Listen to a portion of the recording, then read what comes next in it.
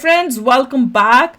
Balender Shah, from rapper to power. How बालेन पता नहीं क्या बालेन है कि बलेन है, मुझे नहीं पता. Balen Shah shook Nepal's political giants. KP Sharma Oli. ओहो, चलो देखें.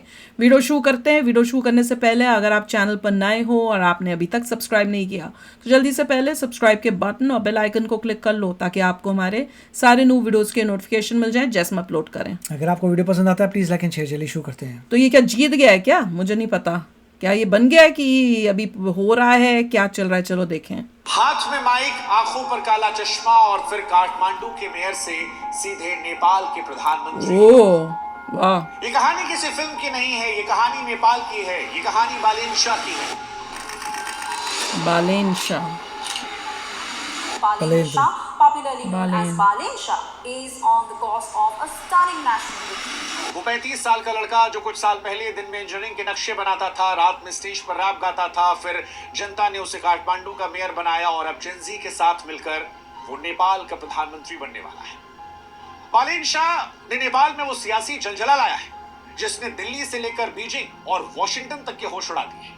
क्योंकि वो नेपाल जिसकी पॉलिटिक्स एक जुरासिक पार्क की तरह बन गई थी, जहां दशकों से वही पुराने और भारी भरकम सियासी डायनासोर उलट पुलट कर हुकूमत कर रहे थे, वहां इस 35 साल के लड़के ने उनके सबसे मजबूत किलों को ढहा दिया. वो केपी शर्मा ओली जो नेपाल की पॉलिटिक्स का अपने ओली था ना एंटी इंडिया. बालेन शाह ने जेनजी के साथ मिलकर उन्हें अब ये क्या एंटी इंडिया की प्रो इंडिया? 50,000 वोटों के अंतर से हरा दिया. 50,000. और इसीलिए दुनिया को आज नेपाल के इस नए चेहरे में जेलेंस्की दिख रहा है, एक कलाकार जो कला की दुनिया से निकलकर नेपाल की सियासत का नायक बन गया. तो भारत के अंदर लोग अपनी अपनी विचारधाराओं के अक्ष से उन्हें देख रहे हैं. कोई उन्हें केजरीवाल बना रहा है जो सिस्टम को अंदर से हैक करने का हुनर बता रहा है. कोई राहुल गांधी कह रहा है जिसने सत्ता के तो गड़बड़ हो गई नेपाल के लिए दिखाई. तो किसी ने कहा कि ये तो मोदी जैसा है जो कट्टर राष्ट्रवाद को साथ लेकर चलता है और युवाओं को दीवाना बना रहा है. कुछ और आगे बढ़े, कहा ये तो नेपाल के योगी हैं क्योंकि सब अपना अपना ही बोली जा रहे हैं भूमाफियाओं पर. लेकिन कुल मिलाकर कहानी बालेन शाह की बड़ी दिलचस्प है और इसीलिए आज इस कहानी में हम आपको बताएंगे कैसे बालेन शाह ने नेपाल के सियासी डायनासोरों का युग हमेशा के लिए खत्म किया, कैसे इनका इंडिया कर्नाटक से कनेक्शन है.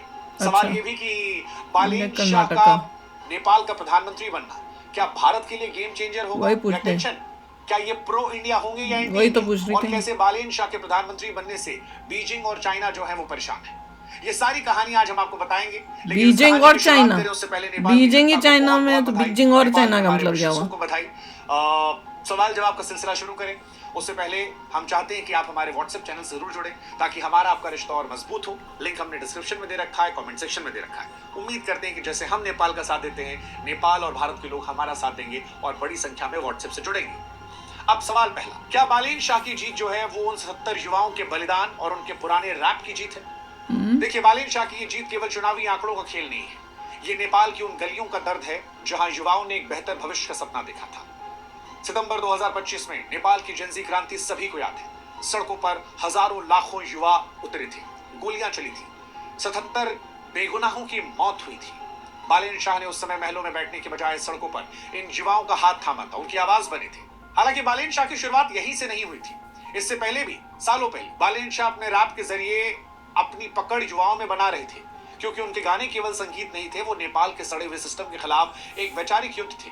जहां पुरानी पार्टियां लाउडस्पीकर रैलियों पर करोड़ों रुपए बहा रही थी, बालेन एक डिजिटल वॉर रूम के जरिए सीधे युवाओं के मोबाइल स्क्रीन पर जा रहे थे. और अब जब उनकी जीत हुई है, वो प्रधानमंत्री बनने वाले हैं, तो ये उन 77 शहीदों को एक सच्ची श्रद्धांजलि है और नेपाल के उस डिजिटल युवा का जवाब जिसने सिस्टम भाई बताओ किस टाइप के गाने होते तो उसके. लेकिन यहाँ पर सवाल दिलचस्प है कि बालेन शाह है कौन? वो जेलेंस्की है, मोदी है, केजरीवाल है, योगी है? देखिए, वो कहावत है ना कि जिसकी जैसी नियत उसने प्रभु को देखा वैसे. सियासत में भी यही होता है. नेपाल की सियासत में क्योंकि केपी शर्मा ओली एक कद्दावर नेता थे, उन्हें अपने घर में हराना लगभग नामुमकिन था. वो खुद को चाणक्य समझते थे, चाइना का पूरा सपोर्ट था, अंधा पैसा उनके पास था. लेकिन बालेन शाह ने उन्हीं के सबसे मजबूत किले झापा में करीब 50,000 वोटों के भारी अंतर से उन्हें हरा कर यह साबित किया कि जब जनता बदलाव का मन बनाती है तो बड़े से बड़ा सियासी स्तंभ ढह जाता है. बालेन की इस कार्यशैली ने दुनिया को जेलेंस्की के तौर पर याद दिलाया, जो कलाकार से राजनेता बने. हालांकि भारत में जैसा कि हमने पहले ही बताया, कोई अरविंद केजरीवाल कह रहा है कि जिसने सिस्टम के अंदर हैक कर, पर जेलेंस्की का तो बहुत मजाक उड़ता था इंडिया में. सब तो यही बोलते थे ये तो वो था कॉमेडियन था, ये कहाँ से बन गया पॉलिटिशियन। पर देख लो नेपाल में भी वही हुआ है फिर तो। केजरीवाल तो बहुत ही वो तो करप्ट करप्ट निकला है, था। करप्ट है। है कि नेपाल के युवाओं में राष्ट्रीयता की भावना जगाई।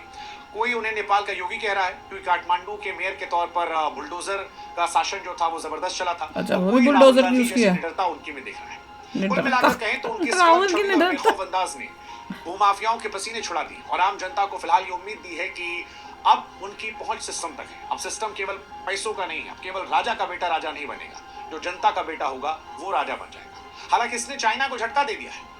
हाँ, बालेन शाह के प्रधानमंत्री बनने से क्या चाइना को झटका लेगा? ये उसकी आइडियोलॉजी क्या थी, उसने बालेन शाह क्या, के उदय ने केवल क्वेश्चन ये है कि ये क्या बोल के जो है इसने क्या बताया था कि मैं देश में क्या करूंगा, क्या मेरा एम होगा, क्या इसका है वो था, वो बताओ ना, जिसकी वजह से जो है ये इलेक्शन जीता है, जिससे पता चले इसकी आइडियोलॉजी क्या है, ये किस वजह से जीता, या जेंजी को क्यों पसंद आया, कि क्या जेंजी ने इसको सिर्फ इसीलिए जिता दिया कि ये गाने गाता था और उनको उसके गाने शौक थे।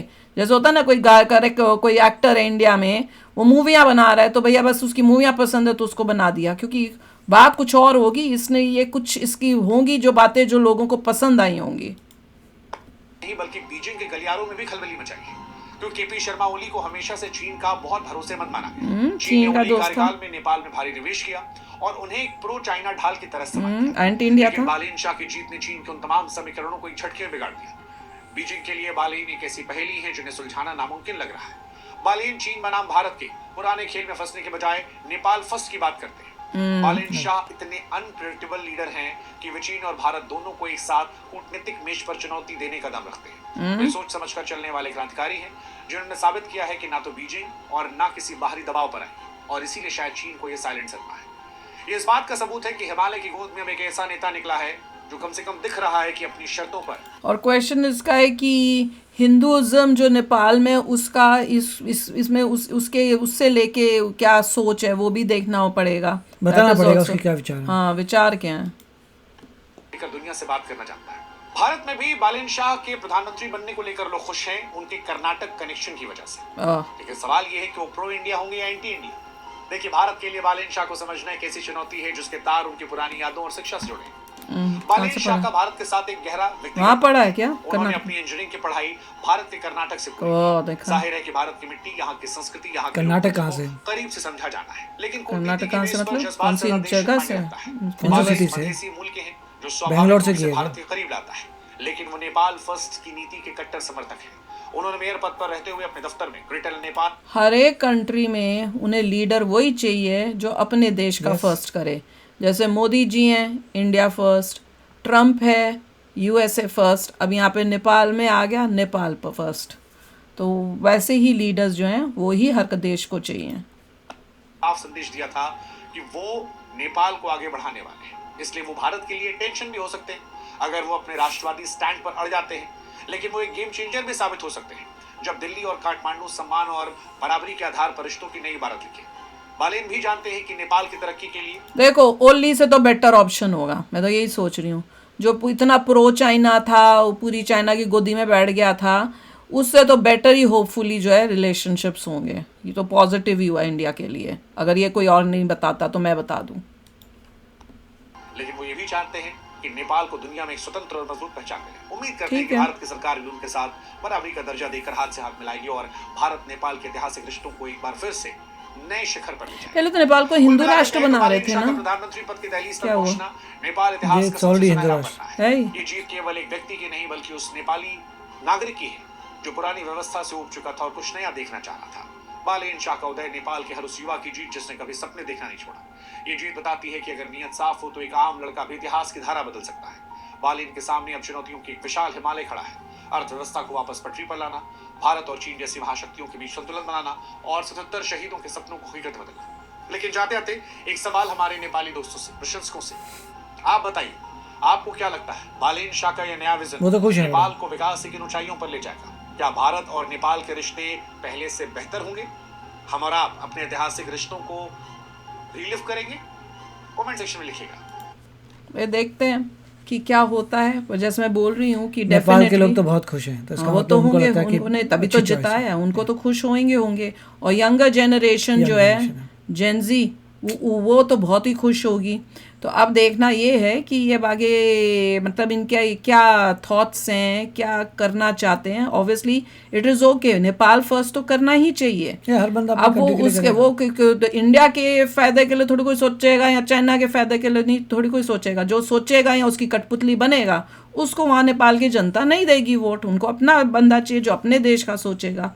पर होप तो यही है कि ये जो है रिलेशनशिप्स जो है स्ट्रॉन्गर हो इंडिया के साथ, और चाइना के साथ ही जो है ना वो कट ऑफ करके इंडिया की तरफ ज़्यादा वो फ्रेंडशिप का हाथ रखे। और हो सकता है जेनजी को यही बात पसंद आई हो कि वो चाइना के सब कर रहा है, तो वो उससे दुखी होंगे। और वो देखिए इसलिए किसी को मैनिफेस्टो नहीं पता, अगर मैनिफेस्टो पता देख सकते हैं कि उनके क्या क्या पॉइंट्स हैं जिस पे कुछ होगा। यंगस्टर्स ने वोट दिया। हाँ, कुछ तो होगा और ना। वो जो पॉइंट्स हैं वो क्या इंडिया को हेल्प करते हैं कि नहीं करते। वही एग्जैक्टली वो पता करना चाहिए था, देखना चाहिए था, स्टडी करनी चाहिए थी। तो चलो, अगर आपको कुछ इन्फॉर्मेशन हो तो ज़रूर शेयर करना। मिलते हैं नेक्स्ट वीडियो में बहुत ही जल्द। Till then take care and bye bye. तो अगर आप मेरे इस चैनल पे नए हो तो जल्दी से सब्सक्राइब के बटन को हिट करो और बेल आइकन को क्लिक करो, ताकि आपको मेरा जब नया वीडियो मैं लगाऊं आपको उसके बारे में जल्दी से पता चल जाए।